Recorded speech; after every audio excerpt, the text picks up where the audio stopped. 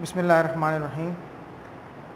First year accounting में हमारे पास MCQs की क्लासेस चल रही हैं और स्टूडेंट्स हमने इससे पहले भी एमसीक्यूज़ के कुछ ईयर सॉल्व किए हैं।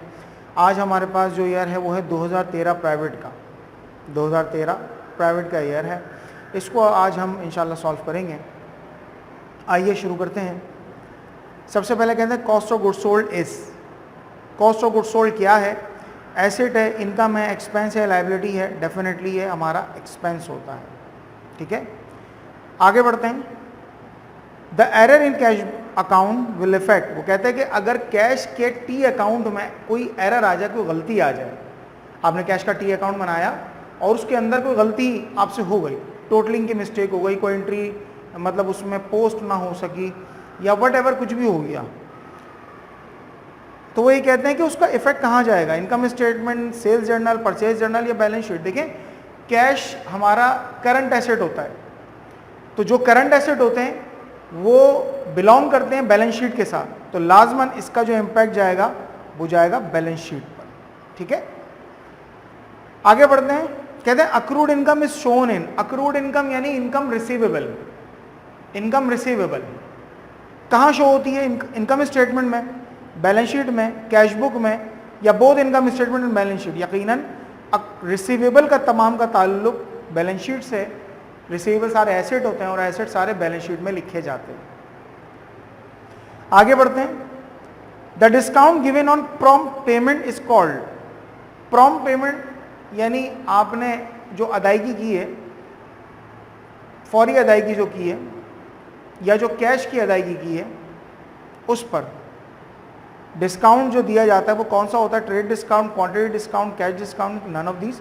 यकीनन कैश डिस्काउंट होता है।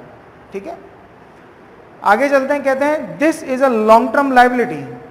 दिए हुए तमाम ऑप्शन में से कोई एक लॉन्ग टर्म लायबिलिटी है क्या? Salaries payable, rent payable, bank loan, account payable. यकीनन बैंक लोन जो है वो हमारी लॉन्ग टर्म लायबिलिटी है। Narration is written in. Narration लिखी जाती है कहाँ पर? In between the entries, above the entries, below the entry, anywhere. यकीनन नरेशन आप एंट्री के नीचे लिखते हैं। जब आप एंट्री बना देते हैं तो उसके नीचे की जगह जो होती है वहाँ पर आप नरेशन लिखते हैं। Cash book is ledger, subsidy ledger, statement, financial statement. यकीनन लेजर है। थोड़ा सा हम और आगे बढ़ जाते हैं।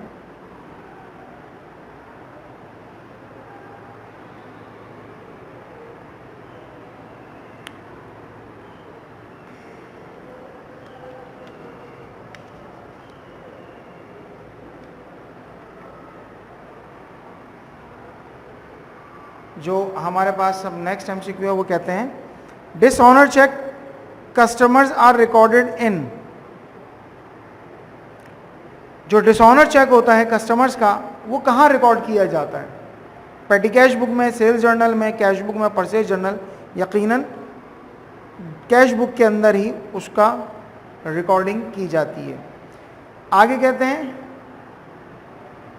NSF stands for national studies federation, new study federation, net sufficient fund, non sufficient fund. यकीनन इसका मतलब नॉन सफिशिएंट फंड होता है, क्योंकि जब आपके बैंक अकाउंट में पैसे नहीं होंगे, पेमेंट नहीं होगी, तो आप पार्टी को पेमेंट नहीं कर सकेंगे। इसको ही टर्म्स में यानी टर्मिनोलॉजी में बोला जाता है non sufficient fund. Such entry is called Contra entry that entered in the cash book on. वो कहते हैं कि वो एंट्री कॉन्ट्रा एंट्री कहलाती है जो कि कैश बुक के में एंटर होती है। कहाँ पर? Receipt side, payment side, both side, none of these. यकीनन बोथ साइड्स, दोनों तरफ हम उसको रिकॉर्ड करते हैं।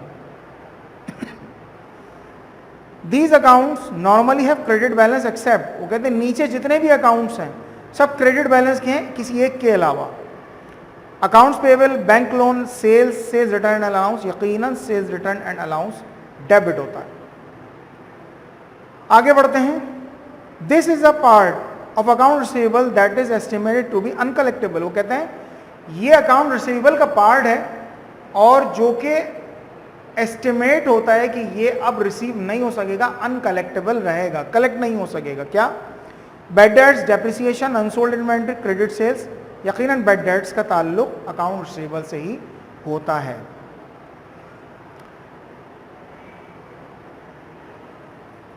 और थोड़ा सा हम आगे बढ़ते हैं। एसेट्स आर इक्वल टू, कहते हैं एसेट्स किसके बराबर होते हैं? ये हमारी अकाउंटिंग इक्वेशन है। एसेट्स बराबर होते हैं किसके? लायबिलिटीज प्लस कैपिटल के। तो देख लीजिए इसमें ये वाला ऑप्शन मौजूद है, लायबिलिटीज कैपिटल प्लस लायबिलिटीज। आगे बढ़ते हैं, कहते हैं the total liabilities of the business 50,000 which is 2/3 of the asset.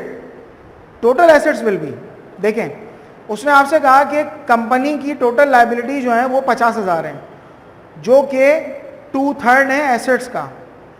तो एसेट्स कितने हैं? कभी भी इस किस्म की बात आए तो जो रेशो दिया हुआ होता है इस रेशो को रिवर्स कर दिया जाए, यानी 50,000 को मल्टीप्लाई बाय 3/2 कर देंगे हम। तो 50,000 को जब हम मल्टीप्लाई बाय 3 डिवाइड बाय 2 करेंगे तो हमारे पास आंसर आ जाएगा 75,000 रुपये। इसका मतलब 75,000 रुपये के एसेट्स हैं और 50,000 रुपये की आपके पास लायबिलिटीज़ हैं। तो यकीनन 25,000 रुपये का आपका कैपिटल होगा, क्योंकि इक्वेशन को बैलेंस करना होता है। आगे कहते हैं bank overdraft means the business. Bank overdraft का क्या मतलब है? कि बिजनेस इज वेस्टिंग मनी, पैसा ज़ाया कर रहा है। Having more receipts than payments, कि उसके पास रिसीविंग ज़्यादा है, पेमेंट्स कम है। Has bought too many goods, उसने बहुत ज़्यादा गुड्स खरीद ली हैं। Has paid more out of its bank account than it has put in, यानी इसका मतलब कि वो अपने बैंक अकाउंट से ज़्यादा पेमेंट कर रहा है जितना कि उसमें उसने डाला था। यानी जो पैसा उसने बैंक में डाला था उस पैसे से ज़्यादा की पेमेंट कर रहा है। यही चीज़ ओवरड्राफ्ट लाती है और बिल्कुल सही ऑप्शन है ये। ठीक है, आगे बढ़ते हैं। और interest earn but not yet received is called. Interest earn कर लिया मगर रिसीव नहीं किया, इसका मतलब अर्निंग हो चुकी है, इनकम बन चुकी है, अभी रिसीव नहीं करी।